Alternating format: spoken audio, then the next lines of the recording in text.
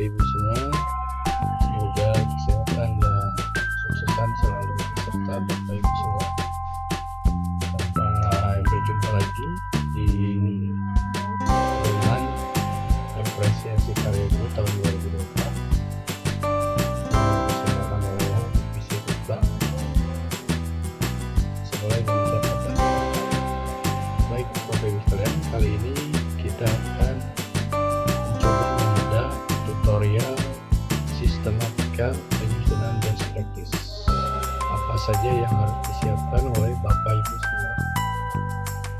Mari kita masuk ke sistematika yang sudah disebutkan pada pedoman yang telah dibagikan Bapak Ibu. Jadi dalam pedoman best practice ini karya praktik baik best practice yang Bapak Ibu siapkan diantaranya meliputi untuk halaman awalnya adalah sampul naskah, halaman judul, surat pernyataan, lembar pengesahan, kata pengantar, abstrak, daftar isi, daftar tabel, daftar gambar atau foto, dan daftar lampiran. Biar Bapak Ibu semua memahami contoh seperti apa, mari kita lihat saja. Berikut adalah contoh gambaran halaman awal karya best practice Bapak Ibu atau praktik baik Bapak Ibu di contoh berikut ini. Baik Bapak Ibu, sebagaimana yang tadi disampaikan, untuk halaman awal dimulai dengan halaman sampul atau cover. Nah, ini adalah salah satu contohnya. Kemudian setelah itu Bapak Ibu dilanjutkan dengan halaman judul, ya begitu, sama saja seperti itu. Ini adalah judulnya, begitu Bapak Ibu. Kemudian ada keterangan naskah apresiasi karya guru tahun 2024 dalam bentuk best practice, karena untuk tahun 2024 ini Bapak Ibu akan mengikuti 3 kategori perlombaan, yaitu best practice untuk guru, best practice untuk guru pramuka, dan modul ajar untuk semua guru, semua jenjang. Setelah itu kemudian penulisnya Bapak Ibu dicantumkan, dan terakhir adalah sekolah Bapak Ibu. Setelah halaman awal cover ini kemudian ada halaman surat pernyataan. Jadi Bapak Ibu diwajibkan untuk menyertakan juga surat pernyataan yang menyatakan bahwa naskah karya laporan best practice Bapak Ibu ini mengikuti beberapa persyaratan, seperti karyanya asli, dibuat oleh Bapak Ibu, belum pernah menjadi juara 1, 2, 3 pada lomba atau kegiatan apresiasi karya guru baik tahun 2021, 2022 atau 2023. Kemudian belum pernah diikutsertakan atau sedang diikutsertakan dalam lomba atau kegiatan sejenis baik regional, nasional maupun internasional. Nah, inilah halaman selanjutnya. Lalu setelah surat pernyataan Bapak Ibu ada lembar pengesahan. Untuk lembar pengesahan ini Bapak Ibu silahkan membuat lembar ini yang menandakan bahwa Bapak Ibu siap mengikuti apresiasi karya guru tahun 2020, begitu Bapak Ibu ya. Nah Bapak Ibu, setelah lembar pengesahan baru ke kata pengantar Bapak Ibu ya. Di kata pengantar ini Bapak Ibu silakan menyampaikan ulasan singkat, prakata atau pengantar yang ingin disampaikan kepada pembaca atau kepada panitia, terutama dewan juri mengenai karya best practice yang Bapak Ibu sertakan, begitu ya. Nah, dan satu lagi, abstrak. Jangan lupa Bapak Ibu, di abstrak ini Bapak Ibu adalah menggambarkan gambaran umum mengenai penulisan karya Bapak Ibu, kemudian bagaimana ulasan-ulasan pendeknya seperti tujuan, kemudian seperti metode kalau menggunakan metode, begitu ya. Tapi kalau tidak usah, tidak dicantumkan, bisa cantumkan. Selanjutnya hasilnya juga boleh dimasukkan, deskripsi hasil seperti itu ya. Setelah abstrak baru Bapak Ibu masuk ke halaman daftar isi. Nah, di daftar isi ini kita sudah terlihat bahwa nanti setelah masuk ke halaman isi atau bagian isi, Bapak Ibu akan mengetahui beberapa bagian, yaitu ada 3 bagian seperti pendahuluan, implementasi, dan simpulan rekomendasi. Demikian Bapak Ibu untuk halaman awal dari pedoman ini atau dari penyusunan best practice ini.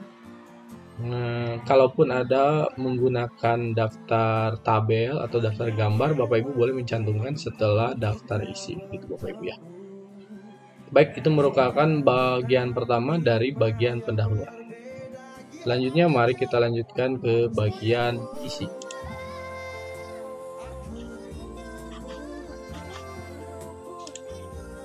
Baik Bapak Ibu, selanjutnya setelah bagian awal tadi diberikan gambaran mengenai bagian awal, lanjut ke bagian isi yang meliputi 3 bab, yaitu bab pendahuluan, kemudian bab implementasi, dan terakhir adalah bab simpulan dan rekomendasi. Bapak Ibu, untuk bagian isi ini ternyata Bapak Ibu harus mengikuti beberapa sistematika yang cukup berbeda dengan penyusunan PTK atau karya tulis ilmiah sejenis begitu ya. Kenapa? Karena best practice ini merupakan praktik baik yang bisa jadi praktik baiknya tidak memerlukan terlalu banyak teori atau landasan pustaka dalam penyusunan laporannya begitu Bapak Ibu. Sehingga untuk bagian isi dari best practice ini tidak menggunakan atau menghilangkan landasan teori atau landasan pustaka dalam penyusunannya. Oke, baik Bapak Ibu, kita lihat saja langsung kepada contohnya Bapak Ibu. Untuk bab pendahuluan itu diawali dengan latar belakang masalah begitu ya, karena dari best practice ini adalah praktik baik ketika kita selaku guru, baik itu guru di Sekolah Indonesia Kota Kinabalu, guru pamong, atau guru di SILN ini menyelesaikan permasalahan pendidikan di sekitar kegiatan pembelajaran begitu atau di luar pembelajaran. Nah, dalam latar belakang masalah ini diperbolehkan Bapak Ibu jika ingin menggunakan petikan pendapat dari penelitian yang sudah ada. Tapi kalau bisa diusahakan adalah Bapak Ibu mendeskripsikan secara langsung bagaimana permasalahan yang ada dalam kegiatan pembelajaran atau di luar pembelajaran yang Bapak Ibu hadapi begitu ya. Contohnya di sini adalah misalnya Bapak Ibu kalau guru bahasa Indonesia menghadapi permasalahan tentang pembelajaran hikayat begitu ya Bapak Ibu, sehingga Bapak Ibu nanti mengaitkannya contohnya misalnya dengan penanaman nilai karakter di dalam kelas begitu. Nah, itu bisa digambarkan dalam bab latar belakang masalah itu. Selanjutnya yang kedua, masih di bab pendahuluan ini Bapak Ibu, adalah pembatasan masalah ya. Pembatasan permasalahan. Nah, untuk pembatasan permasalahan ini atau pembatasan masalah ini, Bapak Ibu adalah memberikan peruncingan masalah dari latar belakang yang telah disampaikan di bagian sebelumnya. Di permasalahan ini Bapak Ibu semakin menunjukkan kepada pembaca bahwa inilah masalah yang sedang dihadapi dalam kegiatan pembelajaran Bapak Ibu atau di luar pembelajaran yang Bapak Ibu hadapi. Begitu. Nah, contohnya di sini adalah masih rendahnya motivasi belajar hikayat karena dianggap sulit dan membosankan begitu, dan disertai dengan misalnya bukti persentase jika Bapak Ibu menggunakan ketika pernah melakukan mini riset begitu ya di kelas menggunakan persentase begitu. Lalu masih di bagian pendahuluan pada subbab selanjutnya yaitu subbab 1.3, Bapak Ibu menyampaikan strategi pemecahan masalah. Nah, dalam strategi pemecahan masalah ini adalah Bagaimana Bapak Ibu membuat alternatif solusi dari praktik baik yang Bapak Ibu lakukan? Contohnya di sini adalah Bapak Ibu membuat sebuah media permainan papan begitu ya, menggunakan teori membaca intensif seperti itu untuk menyelesaikan permasalahan yang sudah diungkapkan dalam sebab sebelumnya. Selanjutnya, Bapak Ibu juga boleh mencantumkan deskripsi strategi pembelajarannya. Kalaupun misalnya nanti ingin disampaikan di bagian selanjutnya, mohon maaf, di bab selanjutnya yaitu bab implementasi pun tidak apa-apa. Tapi sebagai spillnya boleh Bapak Ibu cantumkan di subbagian 131 begitu, yaitu deskripsi strategi pembelajaran yang Bapak Ibu kemukakan di best practice ini. Baru di 132 Bapak Ibu menyampaikan sintaks atau tahapan operasional dalam menyelesaikan permasalahan menggunakan best practice yang Bapak Ibu lakukan. Contoh di sini adalah tahapannya dari mulai menyampaikan tujuan pembelajaran, menyampaikan konsep dasar teori begitu sampai dengan Bapak Ibu menyimpulkan materi yang diujikan dengan permainan yang Bapak Ibu pakai sebagai praktik baik.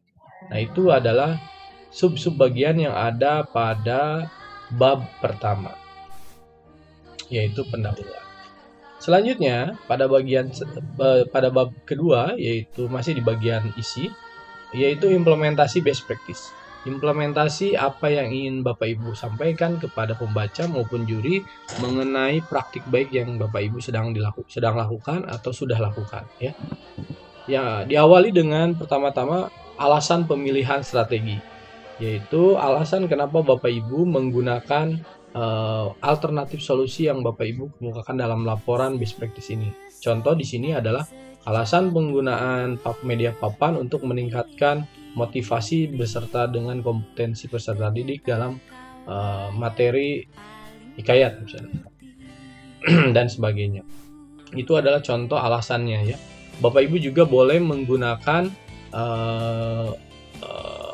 kutipan-kutipan pendapat dari penelitian sebelumnya. Kalaupun Bapak Ibu menggunakan mini riset atau penelitian mini untuk menguatkan alasan pemilihan strategi pemecahan masalah Bapak Ibu. Kemudian pada bagian 2.2 Bapak Ibu juga langsung memaparkan implementasi. Nah, ini bagian terpenting dari bab kedua ini, yaitu bab implementasi best practice Bapak Ibu, yaitu implementasi strategi pemecahan masalah. Di sini Bapak Ibu boleh menyampaikan skenario pembelajaran atau skenario lesson plan dengan detail kegiatan pembelajaran atau di luar pembelajaran di kelas misalnya ya. Seperti ini misalnya di contoh ini Bapak Ibu melihat bagaimana kegiatan awal pembelajaran ketika jam 7.15 misalnya bel masuk kelas berbunyi begitu. Peserta didik memasuki kelas dan lain sebagainya. Bapak Ibu boleh menggunakan kalimat narasi atau kalimat deskripsi untuk menuliskan skenario pembelajaran yang telah Bapak Ibu sampaikan. Sampai nanti Bapak Ibu memasukkan kegiatan inti pembelajarannya. Bagaimana kegiatan inti pembelajarannya itu disampaikan di ulasan di subbab ini, gitu Bapak Ibu ya. Nah, contohnya di sini adalah mengulas tentang bagaimana peserta didik bermain permainan papan untuk menyelesaikan materi yang tadi disampaikan, begitu ya. Dan terakhir pada subbab implementasi ini adalah hasil yang dicapai. Setelah menggunakan best practice Bapak Ibu, apa yang didapatkan dari kegiatan tersebut? Apa yang didapatkan oleh siswa selaku raw input dari pembelajaran ini? Siswa mendapatkan apa begitu ya? Nah, ini juga dijelaskan. Contohnya ini dalam bentuk tabel dan lain sebagainya. Dan jangan lupa Bapak Ibu juga boleh memasukkan kendala-kendala yang dihadapi ketika Bapak Ibu mengimplementasikan best practice Bapak Ibu di dalam bab 2 ini. Nah, contohnya misalnya kurangnya papan permainan, belum terbiasanya kurangnya waktu mengajar dan lain sebagainya, kurangnya jam pelajaran dan lain sebagainya, keterbatasan jam pelajaran, misalnya kurangnya dana untuk membuat permainan dan lain sebagainya contohnya. Dan terakhir adalah faktor-faktor pendukung. Kira-kira kalau Bapak Ibu ingin mengembangkan praktik baik ini, apa saja yang bisa mendukung dari perkembangannya?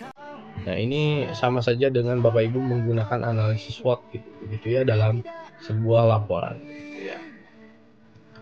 Untuk bab 3 yaitu simpulan dan rekomendasi, Bapak Ibu menyimpulkan hasil deskripsi Bapak Ibu pada bagian implementasi best practice.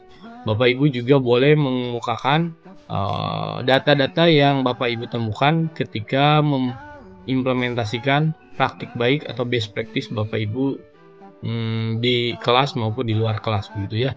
Ini sifatnya opsional, bergantung pada pendekatan yang Bapak Ibu lakukan dalam penyusunan laporan ini. Bapak Ibu misalnya kalau menggunakan metode mini riset gitu, menggunakan metode kuantitatif, misalnya Bapak Ibu bisa mencantumkan misalnya kenaikan nilai begitu atau kenaikan persentase juga boleh. Atau Bapak Ibu boleh juga menggunakan gambaran deskripsi berupa ulasan-ulasan yang menyatakan keberhasilan Bapak Ibu dalam mengimplementasikan kegiatan best practice Bapak Ibu. Nah, itu disimpulannya Bapak Ibu. Dan terakhir di bagian rekomendasi Bapak Ibu adalah menjawab mungkin kendala-kendala yang Bapak Ibu hadapi, kemudian alternatif pengembangan yang Bapak Ibu lakukan sebelumnya, itu kira-kira direkomendasikan untuk sekolah Bapak Ibu atau untuk pengembangan di kemudian hari ya. Itu saja untuk bagian bab 3 dari sistematika pelaporan best practice yang Bapak Ibu susun. Terakhir, Bapak Ibu jangan lupa untuk mencantumkan tabel referensi atau daftar pustaka, baik itu buku, kemudian jurnal maupun laman daring yang Bapak Ibu akses begitu ya. Terakhir juga jangan lupa untuk mencantumkan lampiran-lampiran seperti lampiran modul ajar atau lesson plan yang Bapak Ibu susun. Kemudian kalau menggunakan instrumen berupa soal juga Bapak Ibu boleh mencantumkannya atau mengikut sertakannya. Begitupun dengan instrumen soal tes akhir, tes awal dan tes akhir. Tapi ini sifatnya adalah opsional, tergantung pendekatan yang Bapak Ibu pakai ketika mengimplementasikan praktik baik Bapak Ibu tersebut. Nah, ini contohnya jika menggunakan instrumen berupa tes, Bapak Ibu juga menyusun pedoman penilaiannya begitu ya. Ini juga contoh adalah bukti hasil belajar siswa pada tes awal dan tes akhir. Itu boleh dicantumkan. Dan ini adalah foto-foto kegiatan pengembangan best practice yang Bapak Ibu lakukan. Seperti misalnya di sini pengembangan media ajar begitu ya. Kemudian pengimplementasikan media ajar tersebut. Bahkan Bapak Ibu bisa mencantumkan misalnya sosialisasi kepada rekan sejawat di KKG atau di komunitas belajar terkecil Bapak Ibu mengenai pengembangan itu. Tapi ini sifatnya juga opsional. Itu saja Bapak Ibu sekelumit tentang sistematika penyusunan best practice dari apresiasi karya guru tahun 2024. Sampai jumpa lagi di tutorial berikutnya. Assalamualaikum warahmatullahi wabarakatuh.